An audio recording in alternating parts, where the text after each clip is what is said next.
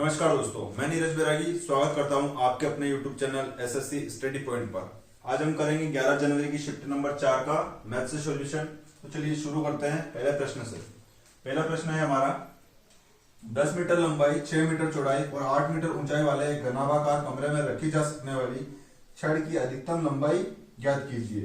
तो देखो, अधिकतम लंबाई, घन की अधिकतम लंबाई मतलब घन का विकर्ण। घन का विकर्ण हमसे पूछ रहा है, सॉरी घन का विकर्ण हमको दे रखा है। तो क्या दे रखा है? घन का विकर्ण होता है लंबाई स्क्वायर प्लस चौड़ाई स्क्वायर प्लस ऊंचाई स्क्वायर। ठीक है, लंबाई की घात 2 धन आधार की घात 2 धन ऊंचाई की घात 2। तो अपन को इन तीनों का मान दे रखा है 10, 6 और 8। देखो, लंबाई तो दे रखी है 10 का स्क्वायर प्लस ये ऊंचाई और चौड़ाई 10, 6 और 8। ठीक है, तो ये 10 का हो जाएगा 100 और 6 का हो जाएगा 36 और 8 का हो जाएगा 64। इनको सबको जोड़ेंगे तो ये हो जाएगा 200। ठीक है, अब 200 स्क्वायर किसी का होता नहीं है, लेकिन 100 होता है। 100 इंटू 2 लिख दूंगा मैं इसको और वापिस से रूट लगा दूंगा। चलिए, 100 का 10 बार निकल जाएगा और रूट में 2 रह जाएगा। ठीक है, तो घन का पूछा है अधिकतम लंबाई, तो अधिकतम लंबाई कितनी हो जाएगी? 10 रूट 2 और यही हमारा आंसर हो जाएगा। चलिए अगले प्रश्न पे चलेंगे। अगला प्रश्न क्या कहता है हमारा? अगला प्रश्न है हमारा, एक किसी कार्य का 80% 20 दिनों में पूर्ण करता है। तो देखो, 80% का मतलब क्या होता है? 80% का मतलब होता है 4/3। तो जितने दिन है उसमें इसका भाग दे दो। कितना दिन बता रहा है? 20 दिन में कार्य कर सकता है, तो 4 और बटे में ये जो 3 होता है ये ऊपर आ जाता है और 20 से मल्टीप्लाई हो जाता है। तो ये कार्य कर रहा है कितने? 4 और 5 20, 5 दिया 15। ठीक है, चलिए सॉरी यहाँ पे 5 आएगा क्योंकि 80% की फ्रैक्शन वैल्यू कितनी? 4/5 होती है। तो ये 5 और 5 25, यानी ए किसी कार्य को 25 दिन में कर सकता है। ठीक है, चलिए इसको मैं हटा देता हूं। अब वापस आगे पढ़ेंगे कि फिर बी ए के साथ जुड़ जाता है, यानी कि अब जो है ए अकेला नहीं करेगा, बी भी साथ में काम करेगा। तो कितने दिन में करते हैं इसका कुछ डाटा नहीं दे रखा है, और वह शेष कार्य को 3 दिन में पूर्ण करते हैं। चलिए, शेष कार्य को पूर्ण करते हैं मतलब टोटल काम है कितना इसका अपन पहले देखेंगे। तो अपने पास और कोई डाटा तो है नहीं, सिर्फ एक आया, तो अपन मान लेंगे कि टोटल वर्क कितना है अपने पास? 25 है। कुल कार्य कितना है? 25 है। अब देखेंगे ए की एफिशिएंसी क्या निकलेगी? 25 से कम 25, यानी ए जो है वो एक कार्य प्रतिदिन करता है, और ए ने जो है 20 दिन तक काम किया, यानी 25 में से 20 काम हो चुका है। शेष काम कितना बचेगा? शेष कार्य सिर्फ 5 बचा है, और शेष कार्य को दे रखा है कि ये ए और बी ने मिलकर 3 दिनों में शेष कार्य खत्म किया। यानी ए और बी की अगर एफिशिएंसी की बात करें तो 5 काम किया है और 3 कार्य प्रतिदिन के हिसाब से 5/3 काम हो चुका है, मतलब 5 काम हो चुका है शेष 3 कार्य प्रतिदिन के हिसाब से। तो इन दोनों ने 5/3 कार्य प्रतिदिन किया हुआ, ये दोनों की एफिशिएंसी आ गई। ए की अकेले की एफिशिएंसी 1 है और ए और बी की दोनों की मिलकर 5/3 है। अब अपन को बी की निकालनी है, तो बी की निकालने के लिए क्या करेंगे अपन? ए बी में से ए का माइनस कर देंगे, यानी ए बी कितना है? 5/3 है। इसमें से ए की एफिशिएंसी जो कि 1 है इसको माइनस कर दिया, तो कितना आ गया? 3 एकम 3 हो जाएगा, 5 में से 3 जाएगा तो 2 बचेगा, और बटे में 3, यानी बी की एफिशिएंसी कितनी आ गई? 2/3 कार्य प्रतिदिन। ठीक है, ये हटा रहा हूं, ये सिर्फ कैलकुलेशन है। चलिए, बी की एफिशिएंसी आ गई 2/3 कार्य प्रतिदिन। तो अब टोटल काम अगर बी से करवाए तो कितने दिन लगेंगे? तो टोटल काम कितना है? 25, और बी करेगा 2/3 कार्य रोज के हिसाब से। तो ये बटेगा 3 ऊपर आ जाएगा और 25 से मल्टीप्लाई हो जाएगा।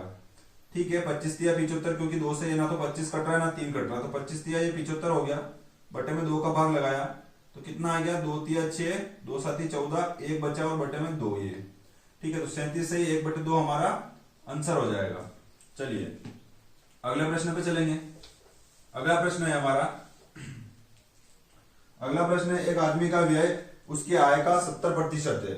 यदि उसकी आय में क्रमिक रूप से 20% और 10% की वृद्धि होती है, तो उसका नया व्यय उसके पिछले व्यय से कितने प्रतिशत अधिक या कम है, जिससे उसकी ऊंचाई बचत पिछली बचत का 2.5 गुना हो जाए। चलिए प्रश्न को थोड़ा सा अच्छे से पढ़ के सबसे पहले देखेंगे। आय दे रखी है तो आय लिखेंगे, और आय क्या होता है?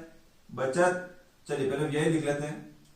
आय बराबर सबसे पहले क्या होता है? खर्च प्लस बचत।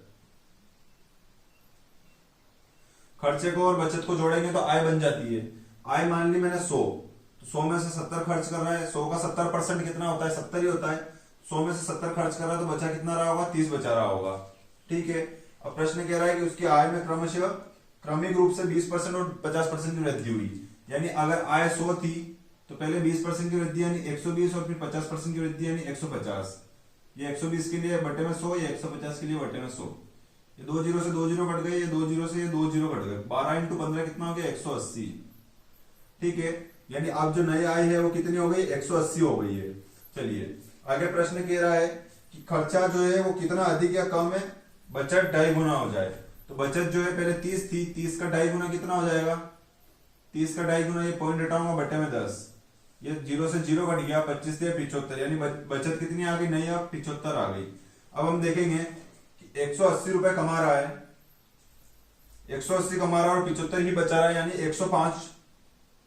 105 रुपए खर्चा कर रहा होगा। 180 में से 75 रुपए बचा दिए तो कितना खर्चा कर दिया, 105 खर्चा कर दिया। ऐसे निकाल सकते हैं अपन। चलिए अब हम देखेंगे परसेंट में कितना बढ़ा है, तो हम देखेंगे 70 से 105 हो गया, यानी कि 35 बढ़ा है। 35 बढ़ गया और किस पे बढ़ा है, 70 से बढ़ा है, इसलिए बटे में 70 इंटू परसेंट के लिए 100। ठीक है, ये 35 से काटेंगे, 35 दूना 70 और 2 से काटेंगे 50%, यानी 50% अधिक हो चुका है उसका खर्चा। ठीक है, 50% अधिक हमारा आंसर हो जाएगा। चलिए अगले प्रश्न पे चलेंगे। अगला प्रश्न है हमारा एक निश्चित राशि, अगला प्रश्न है एक निश्चित राशि में से 15% और फिर शेषफल में से 25% घटाने के बाद 4335 रुपए शेष बचते हैं, तो मूल राशि क्या है। चलिए मूल राशि मान लेंगे अपन, मूल राशि मान लेते हैं कि x है, इसमें से 15% घटाया तो 85 बचा, 85% बचा। अब इसका भी 25% घटाया है, इसका भी 25% घटाया यानी 75 बचा है, इतना बचा। और प्रश्न कह रहा है कि 4335 रुपए बचे हैं। ठीक है, ये हो गया। इस टाइप से जमा लेंगे और बाकी कुछ नहीं है, बाकी तो अपन को काटा पीटी करनी है। क्या 25% है, ठीक है, 4335, ठीक है। चलिए काटेंगे इसको। सबसे पहले अपन इसको 5 से काट लेते हैं, क्योंकि ये पीछे की जो दो संख्या है 25 से नहीं कट रही है, वरना आप 75 को 25 से काट के इसको भी 25 से काट लेते हैं। तो चलिए इसको 5 से काटेंगे, इसको 5 से काटेंगे। पहले 5 4 40, फिर 3 बचा, 5 6 30, फिर 3 बचा, 5 7 35। चलिए इसको 5 से काटेंगे, 5 एकम, चलिए इसको 5 से रहने देते हैं, क्योंकि कभी अगर इन दोनों को काटना पड़ा तो अपन 25 से ही काट देंगे। तो ये 75 ऐसे रख देते हैं, 75 इसको नहीं काटते, इसको काट लेते हैं 5 से, 5 एकम 5 और 5 7 35। चलिए 17 आ रहा है और ऑप्शन में हमारे पॉइंट वगैरह नहीं आ रहा है, मतलब ये 17 से कटने वाली संख्या हो सकती है। देखो 17 5 85, एक बचेगा 17 एकम 17, ये कट गया पूरा, ये 17 एकम 17। चलिए अब काटेंगे अपन, 25 दिया 75 और 25 चौक 100, ये कट गया। अब इस 3 से 51 को काटेंगे, बराबर से उधर होगा तो ऊपर की संख्या ऊपर से ही कटेगी। 3 से काटेंगे, 3 एकम 3, 3 और 7 21। चलिए ये x बटे में बच गया कितना, 100 इंटू 4 400, बराबर ये ऊपर कितना बच गया 17। तो x का मान कितना आ जाएगा, जो कि हमारी संख्या थी, ये 17 इंटू 400 करेंगे, ये 400 बराबर से उधर जाके ऊपर चला जाएगा, तो x का मान आ जाएगा 6800, 6800, और यही हमारा आंसर हो जाएगा। चलिए अगले प्रश्न पे चलेंगे। अगला प्रश्न है हमारा, एक दुकानदार एक वस्तु के अंकित मूल्य पर 7.5% की छूट और प्रति वस्तु 10 रुपए का कैशबैक प्रदान करता है। वह अभी भी प्रति वस्तु 5 रुपए अर्जित करता है। यदि प्रत्येक वस्तु का अंकित मूल्य x रुपए है, तो प्रत्येक वस्तु का क्रय मूल्य क्या है। देखिए ऑप्शन देख के इस क्वेश्चन में जो ऑप्शन दे रखे हैं उनको देख कर डरना नहीं है, कुछ भी नहीं है। सवाल में जो अंकित मूल्य है वही अंकित मूल्य अपन छूट दे देंगे उस पर, और जो क्रय मूल्य पे 5 रुपए जितना भी कमा रहा है वो लिख देंगे बराबर में। तो देखो क्रय मूल्य पे कमा रहा है, कुछ भी कमा रहा है, मतलब मान लो 10 रुपए कमा लिए क्रय मूल्य पे, तो ये एक तरह से विक्रय मूल्य हो गया फिर, क्योंकि कमा लिया यानी कि कोई चीज को बेचा हुआ है, तभी तो हमको लाभ या हानि हुई होगी। तो चलिए करेंगे सवाल को। सबसे पहले प्रश्न में बोल रहा है कि x जो है वो अंकित मूल्य है, तो x लिख दिया, x जो है अंकित मूल्य हो गया। अब 7.5% की छूट दे रहा है, यानी कि 100 पे 7.5 की छूट देगा तो 92.5 बचेगा। तो 7.5 की छूट दी मतलब 92.5% पे ही बेच दिया होगा उसको, लेकिन बेचा है तो 10 रुपए की छूट और दे दी है। ये तो परसेंट का खेल है और यहाँ माइनस में 10 रुपए और कर देंगे अपन। इतने में बेच दिया और बेचा तो जो क्या है एक्स क्रय मूल्य था हमारा। प्रश्न कह रहा है कि क्रय मूल्य पर भी वहां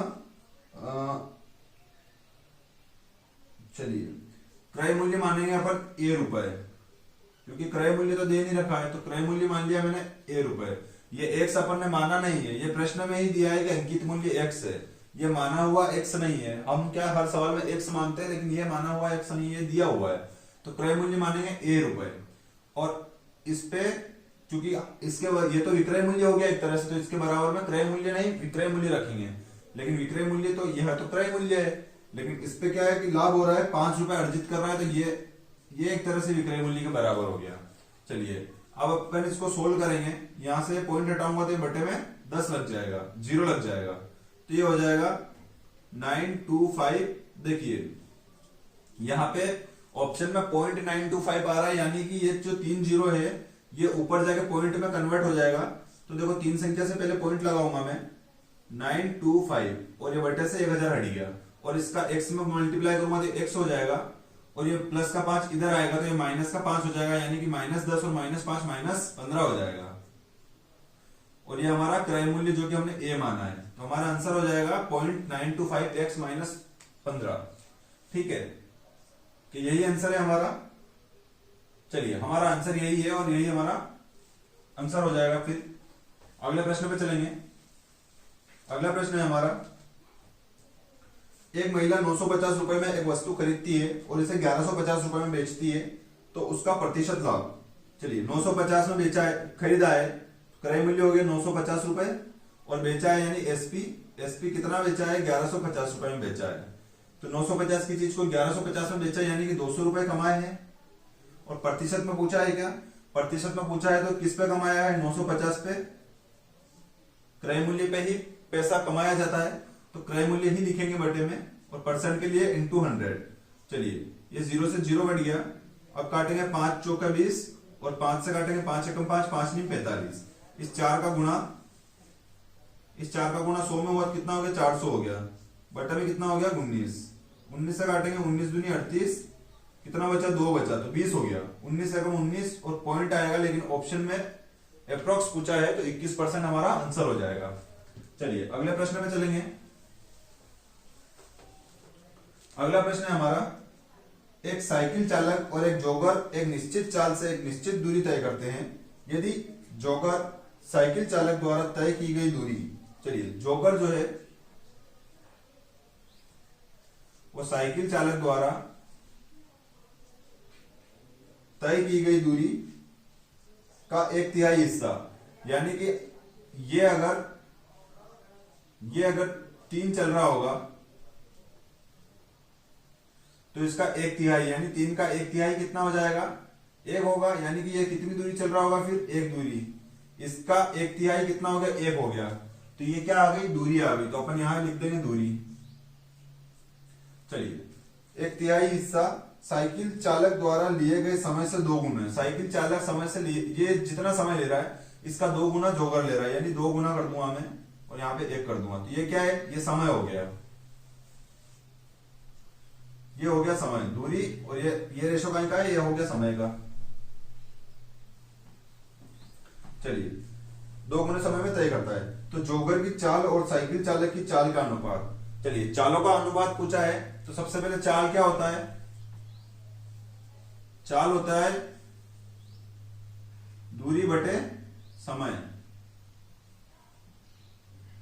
चाल बराबर दूरी बटे समय होता है। तो ये जॉगर की दूरी हो गई और इसकी समय हो गया, तो इसके बटे मैंने ये लिखा 1/2, ये दूरी हो गई और ये क्या हो गई, ये दूरी हो गई, ये चाल हो गई, आई एम सॉरी, दूरी क्या है 1 है और समय क्या है 2 है, तो दूरी बटे समय ये एक तरह से इसकी चाल हो गई। ठीक है, इसका रेशो होगा साइकिल चालक के चाल से, तो साइकिल चालक की दूरी और बटे में इसका समय, तो दूरी बटे समय ये भी एक तरह से चाल हो गई, तो ये इसकी चाल और ये इसकी चाल। अब रेशो चाहिए, तो रेशो तो अपन को रेशो इस टाइप से नहीं होता है, तो इसको थोड़ा सा और सिंप्लीफाई करना पड़ेगा। चलिए ये 2 का गुणा इस 3 में करूंगा तो ये 6 हो जाएगा और ये एक का गुणा एक में करूंगा तो एक हो जाएगा, तो क्या रेशो आ जाएगा इनका, 1:6, और यही हमारा आंसर हो जाएगा। चलिए अगले प्रश्न पे चलेंगे। अगला प्रश्न है हमारा, अंकिता ने मूल मूल्य पर 10% की छूट के साथ कुछ खिलौने खरीदे। प्रत्येक खिलौनों का मूल्य 50 रुपए था।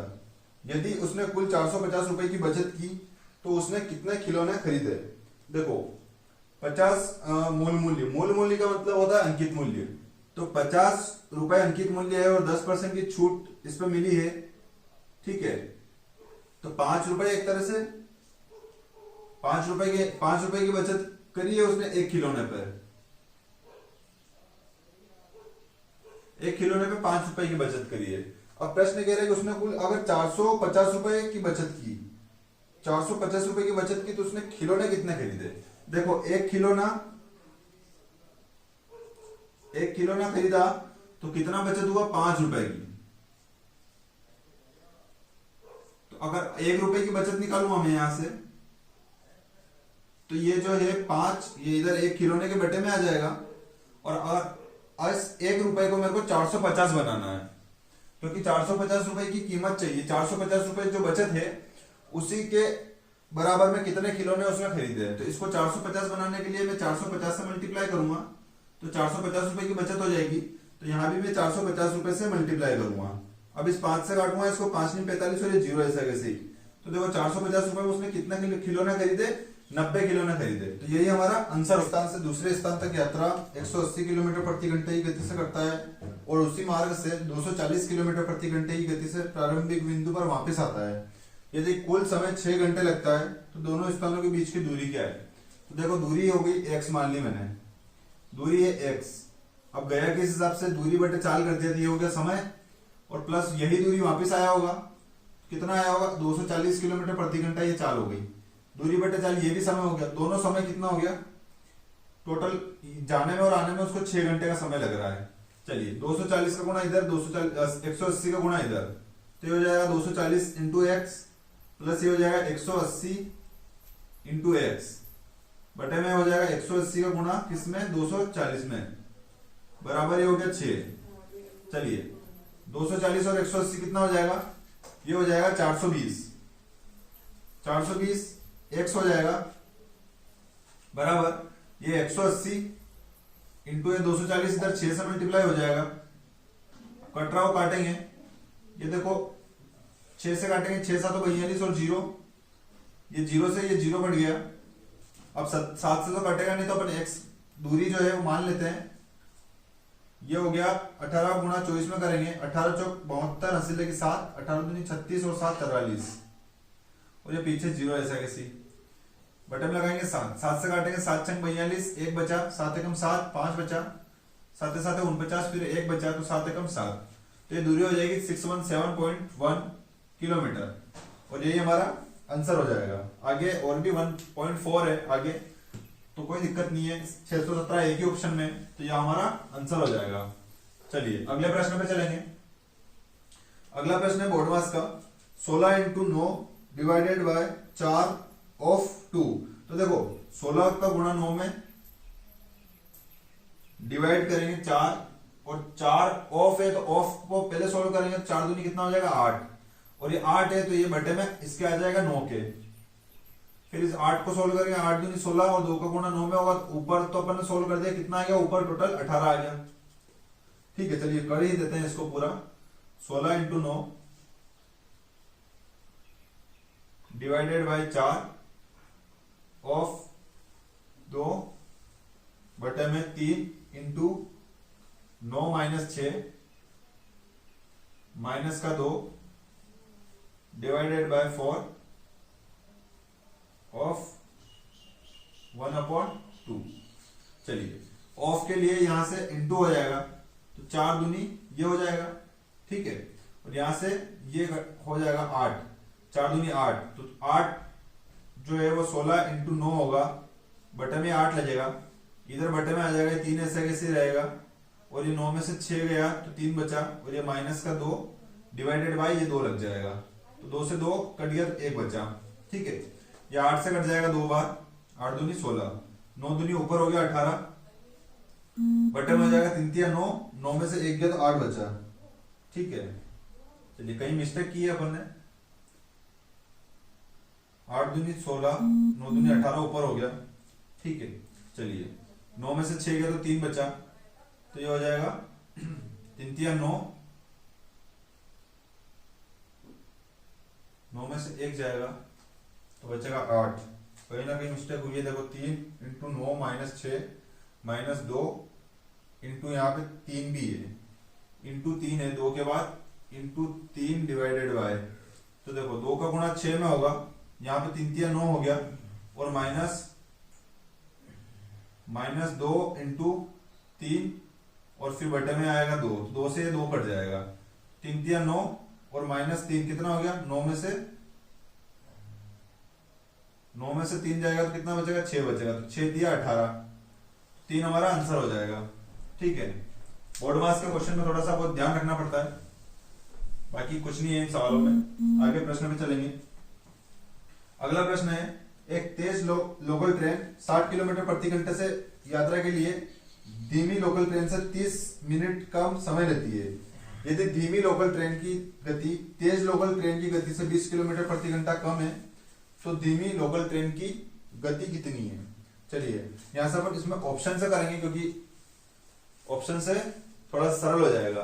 तो अपन मान लेते हैं डायरेक्टली 40 जो ऑप्शन में है, इसका ऑप्शन 40 सही है, तो अपन 40 से ले लेते हैं कि धीमी लोकल ट्रेन की गति कितनी है।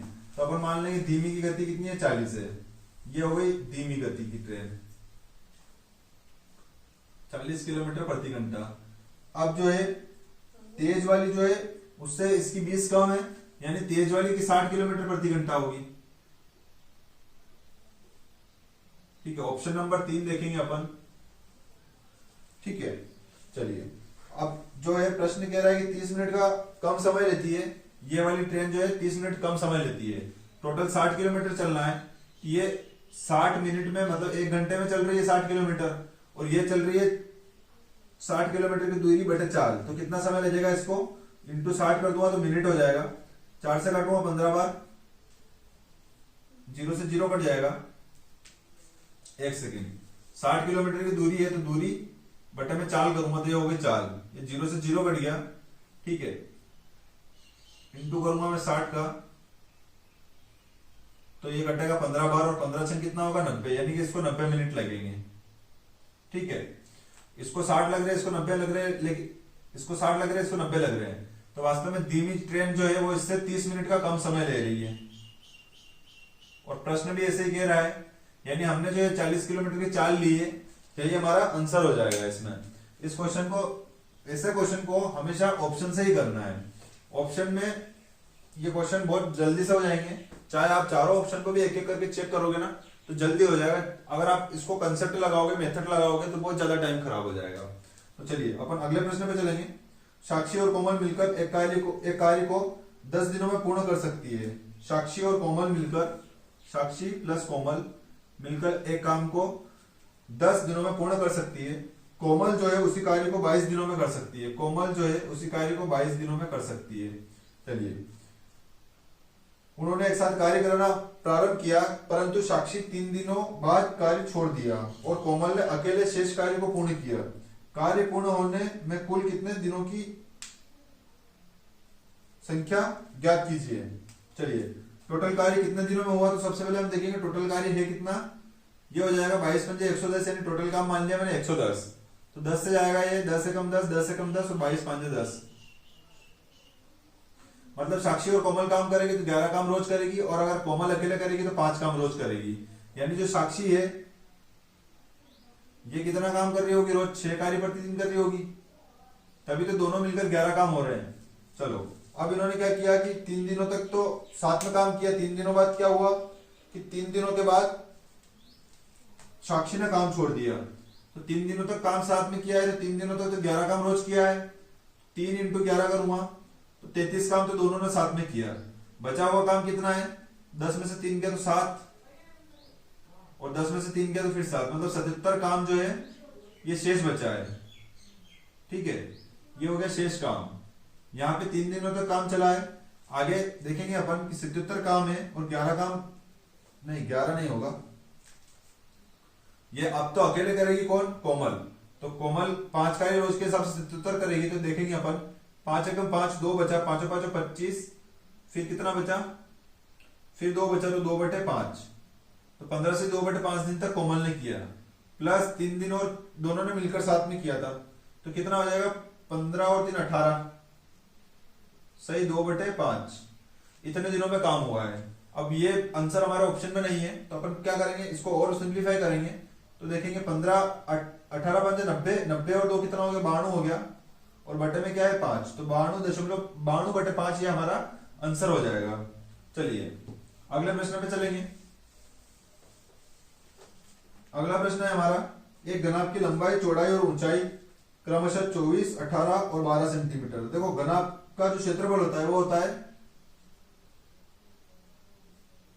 लंबाई इंटू चौड़ाई इंटू ऊंचाई, ठीक है। तो ये दे रखा है 24 सेंटीमीटर, 18 सेंटीमीटर और 12 सेंटीमीटर।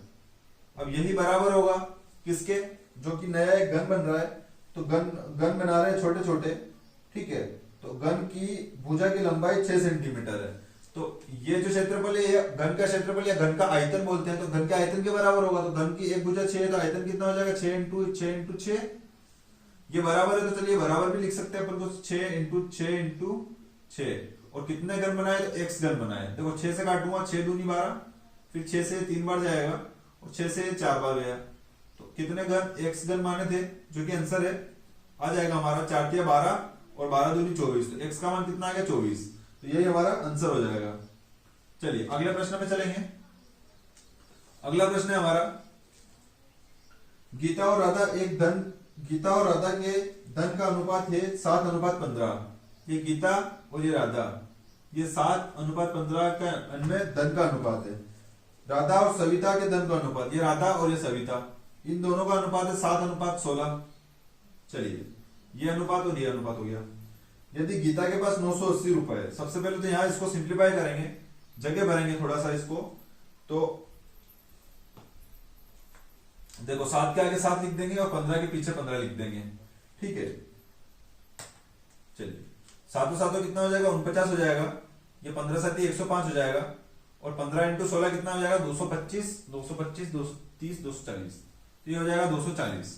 चलिए अब प्रश्न कह रहा है गीता के पास 980 है, ये रही गीता और ये रहा उसका धन। गीता के पास बोल रहा है कि 980 रुपए है, ठीक है। तो हम देखेंगे ये तो 49 रुपए ही है, तो इसका कितना गुना है, देखो गुना करेंगे 2 49 दूनी 98 और 0 ऐसा किसी, यानी 20 गुना है। तो पूछा क्या है, प्रश्न ने पूछा है कि सविता के पास कितना धन है, तो ये सविता रही, सविता का भी 20 गुना कर दीजिए, तो ये हो जाएगा 24 दूनी 48, तो ये हो जाएगा 4800 रुपए,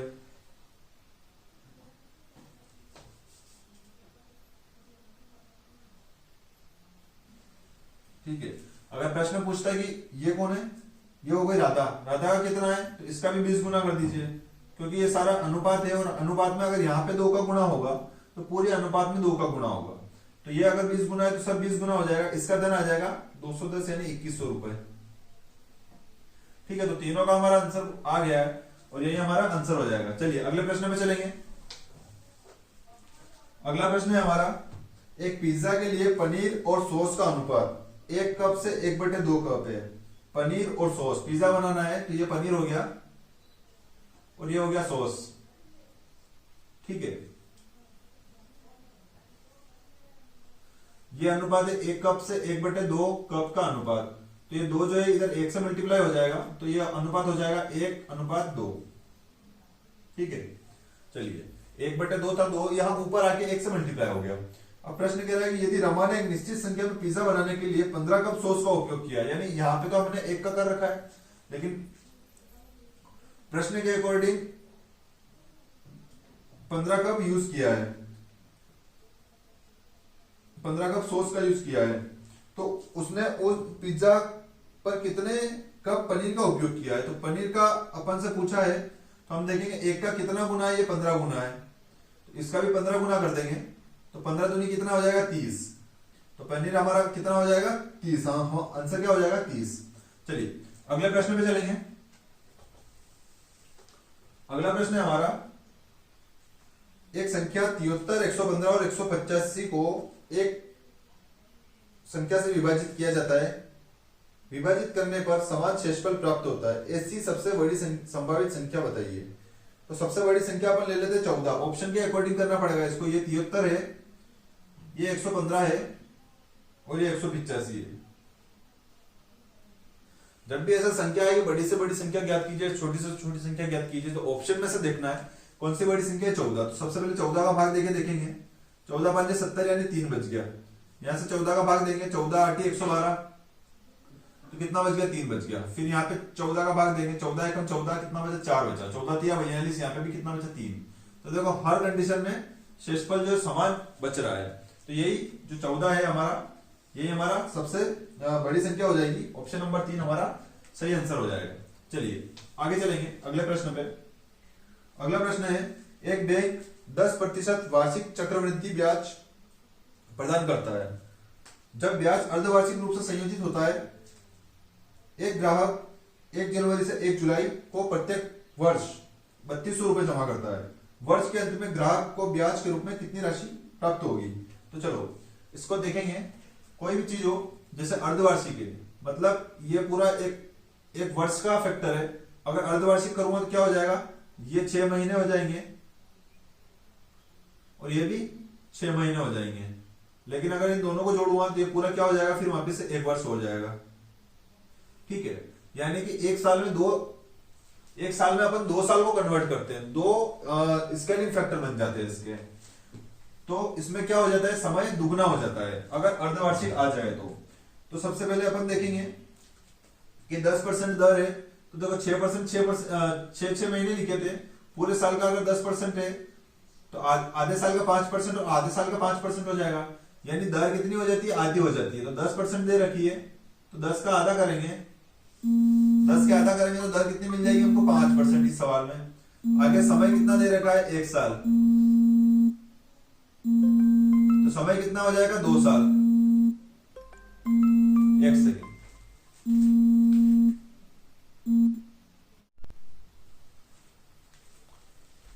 चलिए समय कितना हो जाएगा, 2 साल। तो अब इस सवाल को करेंगे कि यहाँ पे 1 साल जो दे रखा है वो जनवरी से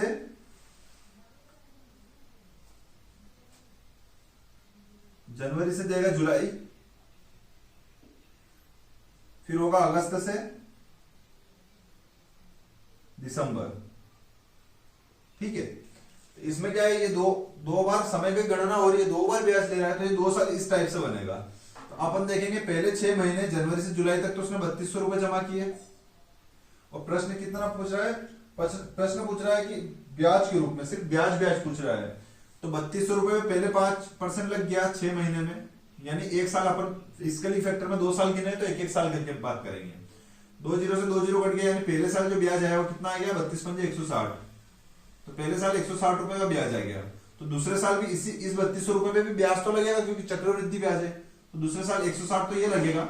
लेकिन दूसरे टाइम उसने क्या किया कि 3200 तो ये थे, 3200 और रुपए ऐड कर दिए। तो इसका 5% भी दूसरे साल में लगेगा। इस 3200 रुपए में भी इस टाइम के लिए लगेगा। तो ये 160 और ये लगेगा। ठीक है, यानी अपन ये भी समझ सकते हैं कि 3200 रुपए 6 महीने के थे तो 1 साल में तो 6400 जमा हो गए टोटल, क्योंकि 6 महीने बाद फिर 3200 जमा किए थे। तो 6400 का 5% निकालेंगे तो ये हो जाएगा 320। 64 पंजे 320 हो गया। तो ये देखो 320 दूसरे साल ब्याज आ गया। अब क्या होगा, पहले साल पे जो 160 रुपए का ब्याज लगा था इसका भी 5% लग जाएगा, क्योंकि ब्याज पे भी ब्याज लेता है चक्रवृद्धि ब्याज। तो देखो 0 से 0 कैंसिल हो गया, 5 से 10 गया 2 बार और 2 से जाएगा ये 8 बार। तो ये 8 रुपए का ब्याज और दूसरे साल इस पहले साल में मिलेगा। तो टोटल ब्याज पूछा है प्रश्न ने। तो ये टोटल ब्याज हो गया कितना, 320, 16 × 48 480 और 8 488। तो 488 रुपए टोटल ब्याज मिल जाएगा अपन को। ठीक है, और यही हमारा आंसर हो जाएगा। चलिए अगले प्रश्न पे चलेंगे। अगला प्रश्न है हमारा, एक साइकिल चालक 2 घंटे में 30 मिनट में, एक साइकिल चालक 2 घंटे 30 मिनट में 20 मील दूरी कितनी चला, वो दूरी चला है 20 मील की। ठीक है, कितने समय में, समय देखेंगे अपन यहाँ पे 2 घंटे और 30 मिनट, यानी टोटल इसको अपन मिनट में ले लेंगे 150 मिनट में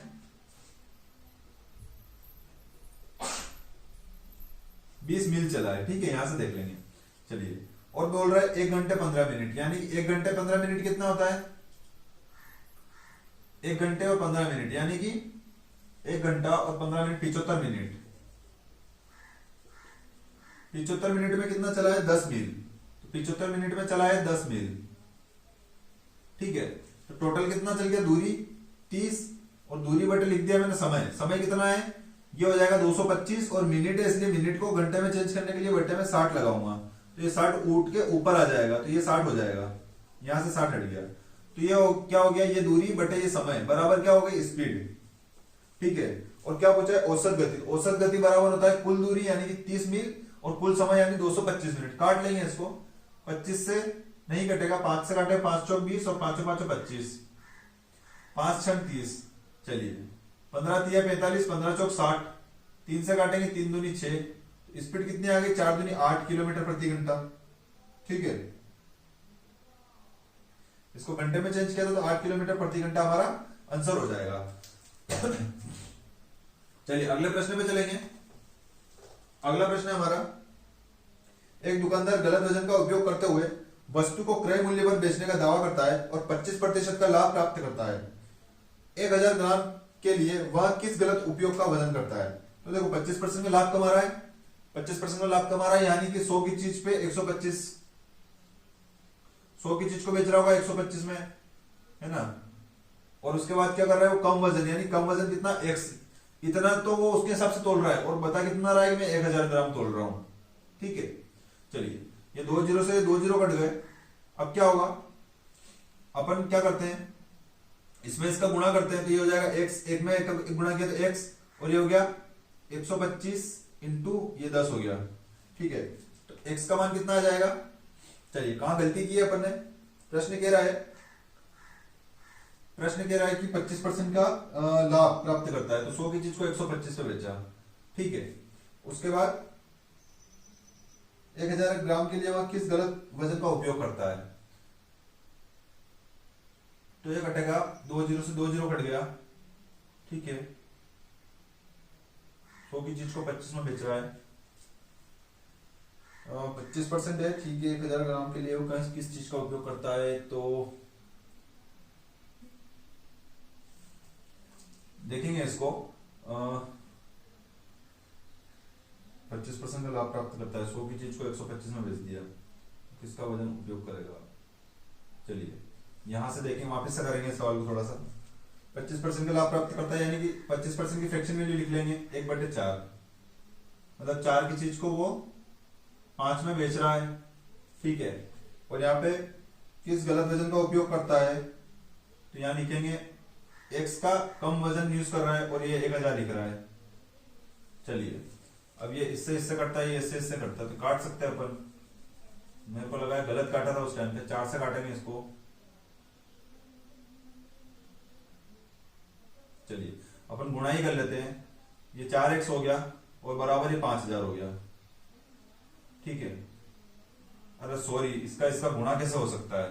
गुणा होगा इसका इसमें 4000 बराबर ये हो गया 5x, ठीक है, क्योंकि इसमें तो इसका भाग देते हैं अपन। ये 4/5, इसको इस टाइप से कर सकते हैं, 4/5 है, 4:5 को 4/5 लिख सकते हैं, और बराबर x/1000 हो गया, ठीक है। 5 से कट जाएगा 2 बार, और 200 गुणा 400 में होगा, तो x जो कि हमने कितना माना था, हमारा मान माना था यहाँ पे x का, वो कितना आ गया हमारे पास? 800। तो 800 ग्राम का यूज करता है वो 1000 की जगह, ठीक है। चलिए, कोई दिक्कत नहीं है।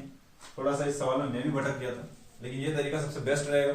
जो भी कम कीमत है उसको ज्यादा में बेचो, यहाँ भी कम है उसको ज्यादा में बेचो, तो हमारा आंसर आ जाएगा इसमें, ठीक है। आगे प्रश्न पे चलते हैं, अगले प्रश्न पे। अगला प्रश्न है हमारा, 5000 रुपए पर वार्षिक और अर्धवार्षिक रूप से 1 वर्ष के लिए 4% ब्याज दर से चक्रवृद्धि ब्याज के बीच अंतर। तो देखो, 1 साल,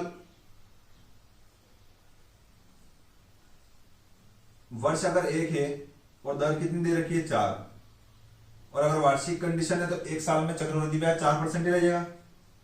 लेकिन अगर अर्धवार्षिक की बात करेंगे, ये अर्धवार्षिक,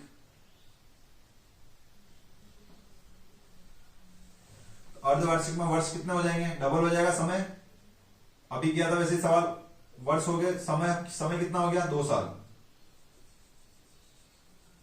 ठीक है। और दर कितनी हो जाएगी, दर हो जाएगी 4% की जगह 2%। तो क्या करेंगे, इसका 2 में मल्टीप्लाई करेंगे तो कितना हो जाएगा 4, और पॉइंट लगाएंगे और स्क्वायर करेंगे, 2 दूनी 4, 2 दूनी 4 और बटे में लगाएंगे 100। ठीक है, ये हो जाएगा, इसमें जोड़ेंगे तो ये हो जाएगा 0.4, ये हट जाएगा यहाँ से 100। ठीक है, 2 गुणा करना है 2 में और फिर स्क्वायर करके बटे में 100, तो 4.04% ब्याज की दर आ जाएगी। ठीक है, 2 वर्ष के लिए। चलिए, या फिर कैसे कर सकते हैं, ये 2 लिखेंगे पहले साल का ब्याज, ये दूसरे साल का ब्याज। ठीक है, फिर 2 का भी 2% कितना होता है, 2 का भी 2%, 2 दूनी 4 और ये पॉइंट 2 संख्या से पहले, तो ये 0.4 एक्स्ट्रा ये लगेगा, तो 2 दूनी 4 और 0.04 ये ब्याज आ जाएगा। इस टाइप से भी ब्याज निकाल सकते हैं। अब दोनों का जो अंतर है वही सवाल में पूछा है, तो ये ब्याज कितना 4 और ये 4.04%, तो 5,000 का इन दोनों का अंतर कितना आ जाएगा, 4 में से 4.04 गया, 04